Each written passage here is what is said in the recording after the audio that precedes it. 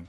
All right, ladies and gentlemen, this is the second podcast for 2020 with the strongest man under 90 kilos in the world, Ngarimu Ahipene.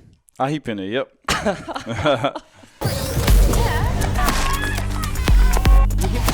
It's hard to put a...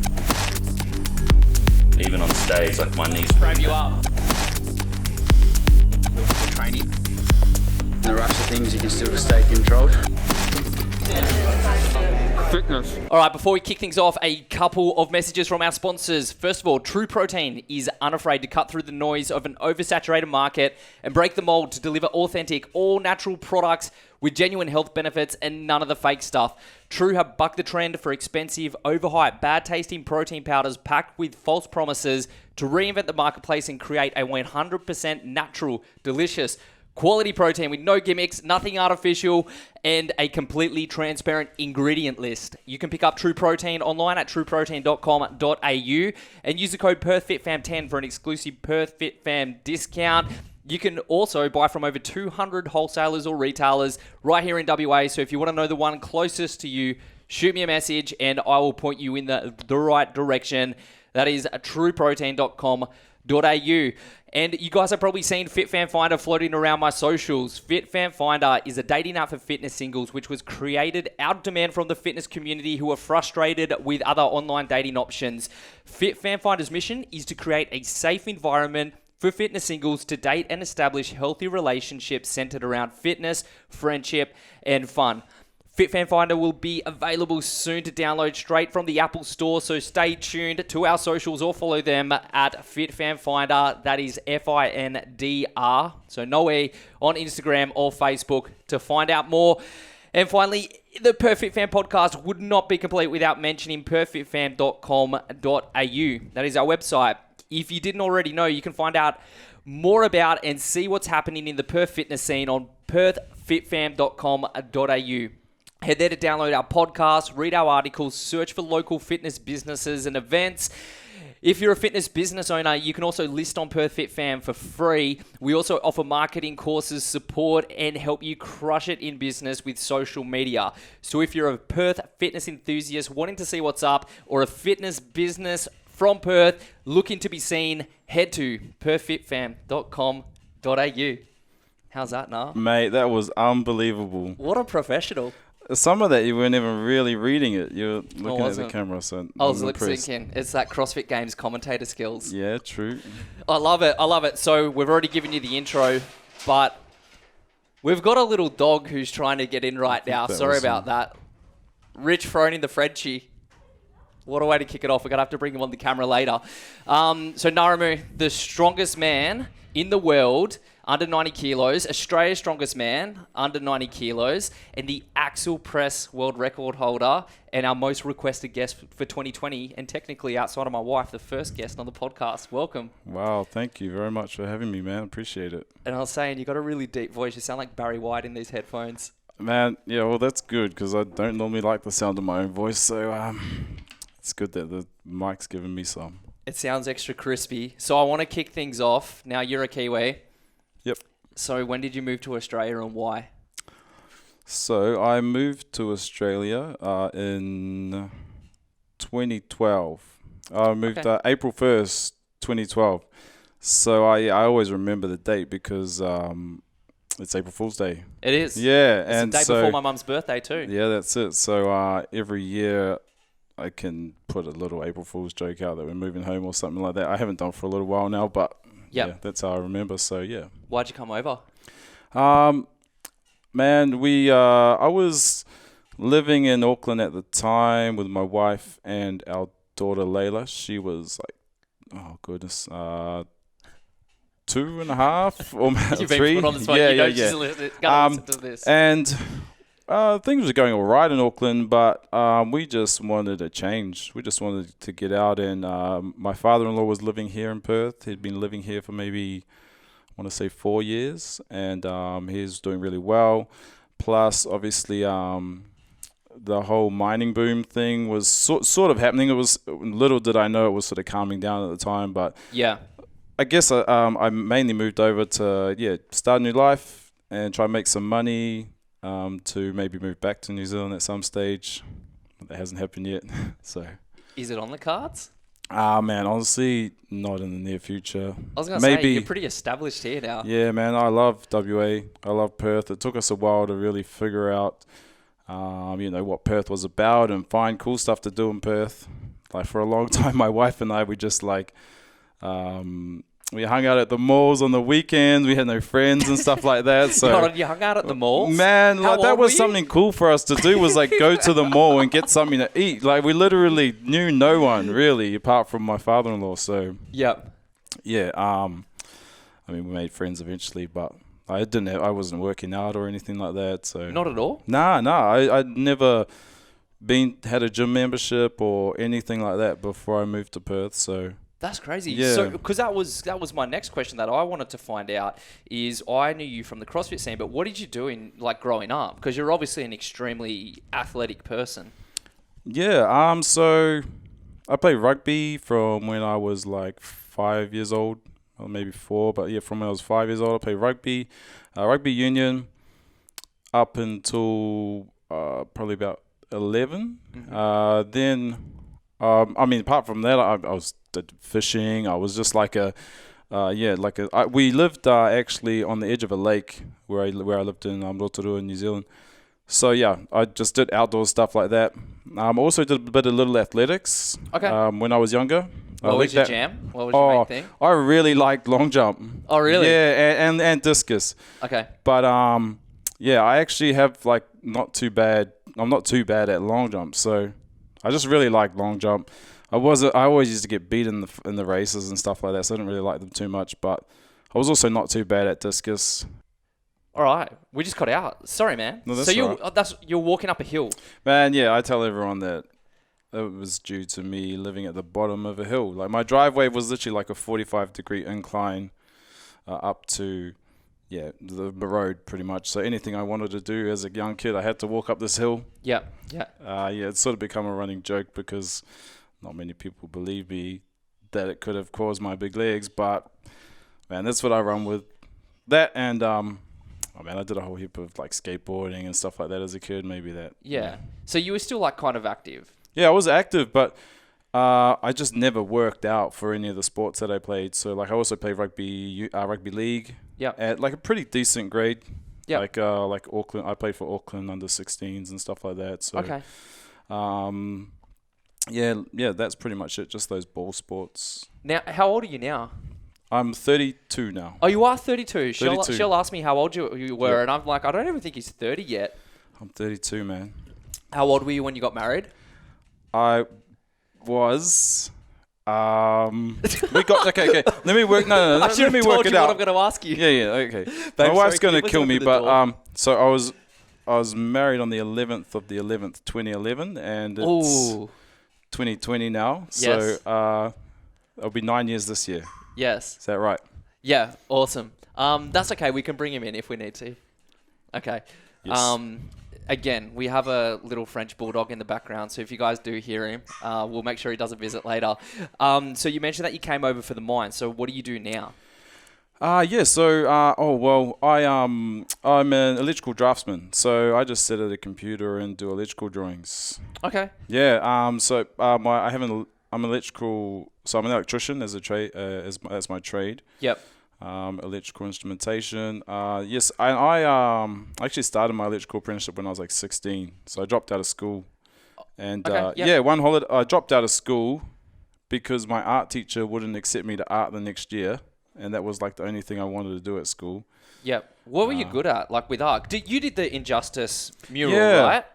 Yeah, I did the Injustice mural, and the one at the old gym. Yep. I just really liked sort of street art. Do you think we could do We could 100% do something like that, yeah. Yeah, we can. I reckon, I should probably mention it now, actually. But Nar actually suggested that our backdrop be the PERTH FITFAM Wall of Fame. And I thought that was an awesome idea. So, of course, the first thing that went up there is the F45 playoff champion check, which I'm ever so proud of, which fell down right before we started recording. But no, you've so kindly bought, we're going to speak about it later, your Injustice CrossFit Games t-shirt. Yeah, man. So that's going to be the first guest one that goes right up Yeah, there. cool. We'll open that up, which is going to be cool. And also you at the world's strongest man, which we're about to chat Yeah, I about brought too. a photo of myself. I was like, it's probably really narcissistic, but I don't think so. I like it. I really like that photo. I think it's really, really good. So I'll say I'll put it on the wall. It might go on my bedside table. Yeah, man. So Either way. okay, so your wife, you have 3 girls? I have 3 girls, yep. That's a very estrogen-filled household from a It very is, man. from a very manly man. Yeah. Do you believe that if you have higher testosterone, you're more likely to produce females, or do you think that's a myth? And I think I've heard that it's karma for things you did as a teen. So it'll probably be something more like that. But like I think it is pretty. That's the thing, isn't it? Like high testosterone. We've been more discussing like it girls. recently. I don't think I've got overly high amounts of testosterone, so I reckon that we'll have a house full of boys. Yeah. Yeah, but who knows? We'll find out soon. How do you balance work and training? Because you obviously compete at such a high level, but you have a really tight-knit family. I mean, I think I spent time definitely with you, but 1 year at regionals, and the whole Injustice crew was like one big, tight family. Yes. Yeah. So my wife is, man, she's amazing. She's the reason that I can't do all of this stuff. Obviously, when you become a father, you have responsibilities. You need to provide for your family and stuff like that. And I just couldn't. I mean, the amount of time that I have to spend training, away from the kids and stuff like that, and late home from the gym, I have to avoid a lot of my parental responsibilities, like picking the kids up from school, getting them ready and stuff like that in the morning. I mean, even taking them on to little athletics and all their sporting stuff as well. Like I have to miss some of that sometimes to train. So yeah, man, she's a huge part of how I'm able to do all of this, like all of these little selfish dreams of mine, So How many hours do you train a day? Well, now for Strongman, I actually don't train. Well, I don't think it's a whole lot, and it's not compared to what I did for CrossFit. But I train about 2.5 hours. Okay. Only because it takes me a long time to pack, pack weights away, get weights out and stuff like that. And Strongman events, especially. It's not just like barbell and stuff like that. You got to get the yoke and stones and platforms and all that sort of stuff. So Yep. and I train 4 days a week. So that's actually not as much as what I see some of the CrossFitters do. Like 2.5 hours is just still pretty decent, but a lot of CrossFitters might almost train 7 days a week because some of those days might be like active recovery. Yeah. Where they're swimming or running or doing something still. Yeah, exactly. Man, when we were so obviously I did CrossFit before. When we were training for CrossFit, I was probably overtraining, but I would do double sessions 5 days a week. So I'd get up at it would be like 4:15 in the morning, and I'd drive to Injustice. No, sorry, I would get up at 4:45 in the morning, drive to Injustice to start training at 5 o'clock. And train from 5 till 6. So it was just a quick session in the morning, 5 till 6:15. Go to work. My work is literally only like 4 minutes from the old Injustice gym. Mm-hmm. So then I'd go to work from like 6 till 2:30, and then go back to the gym from 2:30, like 2:45 till like 5. Yeah. Yep. And then go home. And then so that was like 5 times a day, 5 times a week. Is it normal for a draftsman to start work at 6 a.m.? I was on the tools back then, so I've only actually been drafting for like 2 years. That makes sense, because last time I've seen you in uniform, it definitely looked like you were on the tools. Yeah. So then how was it working and having a laborious or an active job and then having to train that much as well? I didn't know any different, to be honest. And it was quite laborious. I work at a petrol tank farm, so we have to climb like the petrol tanks and stuff like that. Yep. Work on the instruments and all of that sort of stuff. But we also eat quite a lot at work. Like I'd go to work, eat breakfast at 6, and we wouldn't really start till like 6:30. Yep. Then we'd be having smoker at 9:30. Yep. Then we'd have lunch at 12:30, and then leaving, go to the gym at 2:30. So I just ate a lot. Yep. Well, yeah.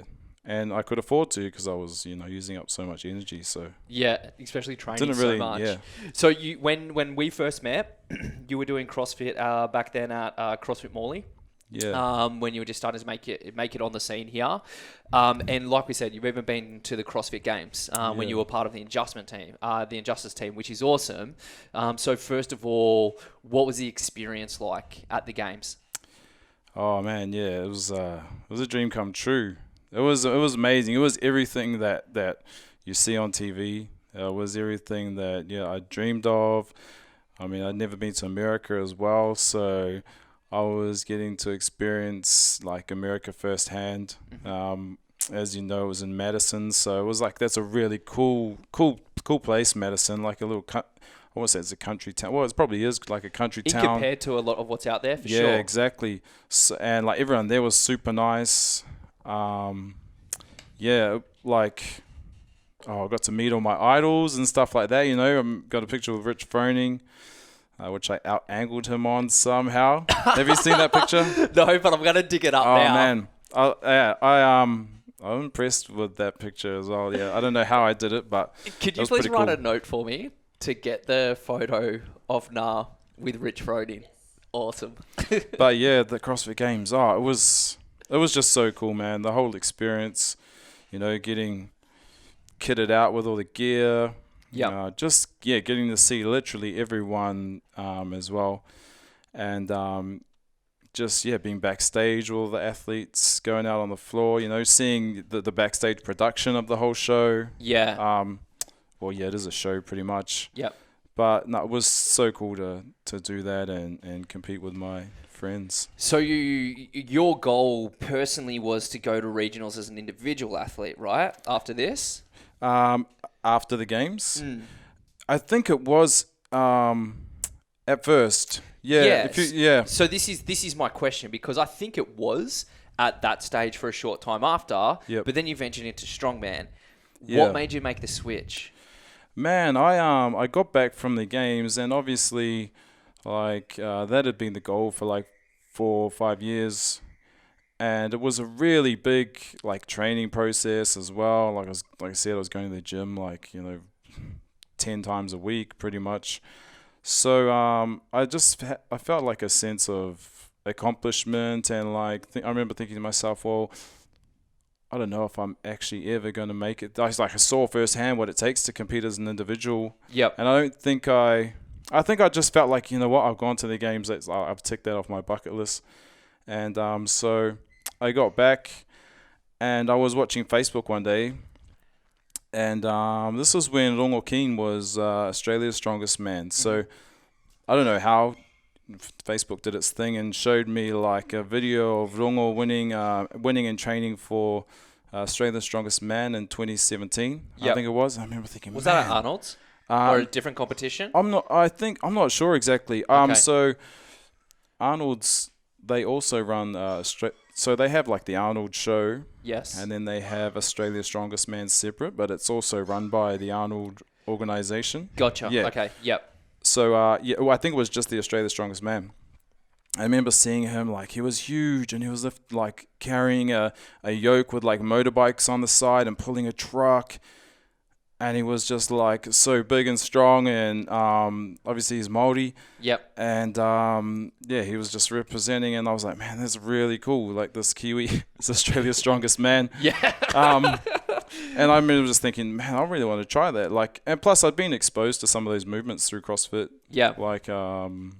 Farmers walks and yoke and stuff like that. Yeah. I just started searching, what was available in the area in Perth. Yeah, the competitions and stuff like that. And when you started competition, did you have an expectation to eventually become the world's strongest man under 90 kilos? Did you go in going, I'm gonna, can I compete and be the best in the world? Or did you just go, that's kind of cool? Nah, not at all. I think when I first started, John Champion was actually I'm pretty sure that he was WA Strongest Man under 90 2016. Was he? Yeah, I think so. I'm pretty sure. Well, he was on the scene anyway, and I remember he was doing really well. And I was like, I want to be a WA Strongest Man under 90. Yes. I was like, that'd be really cool to be WA Strongest Man. So I just wanted to be WA Strongest Man. And then it wasn't till I won the title in 2017, WA Strongest Man under 90. they were like, "Oh, you qualified for Arnold Sports Festival." Mm-hmm. And yeah, so then I was like, "Okay, cool. What's that?" And Yep.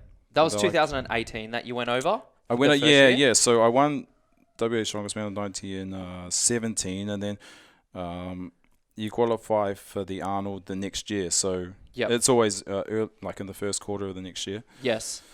So yeah, 2018. Yeah, I went to my first Arnold Sports Festival. Did you win that one? No, I didn't. I didn't. I didn't win. I came fourth. Okay. But I actually won an event. I won the squat event. Yes. Yeah, the squat for reps event. Yeah, which And- makes sense. Yeah, and I came second in another event, I think, or third in the farmers. Yep. So then, it's a yeah. So then I actually thought I could win on the day. I didn't go in thinking I could win, but Yeah. I remember thinking like I was first after 2 events, or maybe even 3 events. I was thinking, man, I think I might be able to win this, but I didn't. I came fourth. Yep. Fourth equal. Did you leave that like feeling disappointed, or Yeah. did you leave that going, "Oh, I can actually win this"? Nah, I was really disappointed actually for a while. I remember getting back to the hotel thinking like, man, I bombed that. Like now I look back, it was probably pretty harsh because I know the amount, like the amount of skill that's involved in lifting, like some of the implements and stuff like that. So, but yeah, I was gutted. Yep. Because I thought, I really did think that I could win it once I was in the competition. So, Yep. but then it inspired me after that. Yeah. Yeah. So you came back in last year, so I was over there for it, and you won the Arnolds last year. So officially crowned Australia's strongest man under 90, which is wicked. I think I've got some footage, so I'll try and dig that up as well. And then before you won the world's strongest man, you got the Axel press clean and jerk world record, which is I think my second most viewed video of all time. Wicked. So that one I can definitely put up, which is pretty epic. And then obviously gone on this year to win the world's strongest man. What did it feel like when you got crowned the world's strongest man? Oh yeah. It's actually giving me goosebumps now. Yeah, it took a long time. It took a long time to actually sink in because the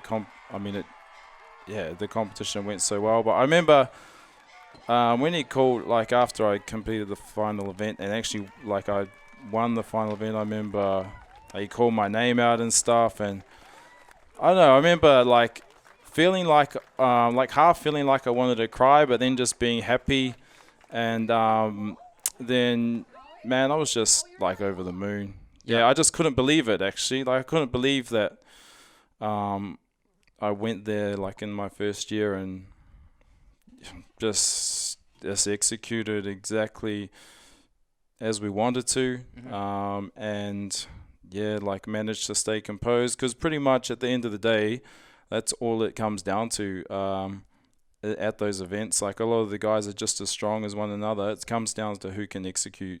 Yeah. Yeah. Who can stay in the, in the game mentally and execute their plans, stuff like that. So it was amazing. That's so cool. What's been your highlight so far out of everything you've done? Out of CrossFit Games, World's Strongest Man, getting a world record, winning the head-to-head weightlifting competition at the PERTH Expo. That was another really cool competition.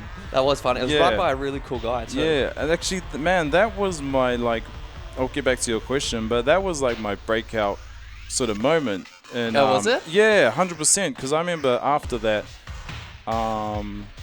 Flex Fitness, Nav messaged me and was like, "Hey, my name's Nav. Would you be interested in being one of our athletes?" I remember thinking, "Wow, that's like really cool." So yeah, that was like my breakout little moment, that competition. I really should start an athletes agency. Hey, You should. Yeah. So just to give people background on that, so it was at the PERTH Fitness Expo 3 years ago? Maybe 4. Either way, it was Yeah. 3 or 4 years ago, whenever the last expo was, and I ran an Olympic weightlifting competition, which was almost like 2020 big bashes for cricket. This is what it was for weightlifting. So it was a combination of establishing your heaviest snatch and then your heaviest clean and jerk within a 5-minute window each, and it was based on Sinclair, so there was no weight classes. And you got a phone call or a message from me, I think at 5 a.m. in the morning, because someone pulled out. Yeah. And I was like, hey man, there's a spot, you should really come up to this. Yeah. And then you did, and I was really shocked, and then you ended up winning it. Yeah, man, that was really cool. I think that's the first time I snatched 120 in competition. So, and I surprised myself with that lift too. Yeah, I remember 55 clean and jerk as well. Yeah. So, I remember. I think I was most stoked with that snatch because I'd not long snatched 120, like it was my max, and just managed to pull it off. So I was happy. So that aside, the biggest highlight for you, Yeah. outside of getting married and having kids. Yes. Oh man, it would just. I think it has to be World's Strongest Man. Yeah. I mean, I think it's something that I'll be able to look back on. You know, no one can take that away from you, and it's a pretty cool title and achievement. And just, man, the whole training block, our plan on recovery and our flight, like the flight path was pretty disrupted and stuff like that. You know, we flew 32 hours, I think, to get there. We arrived there like, I think 36 hours before weigh-in, so we had to get sleep, and man, just everything went to plan. Like, yeah, the whole competition was really cool. So I definitely think that has to be like my number one, closely followed probably by the world record.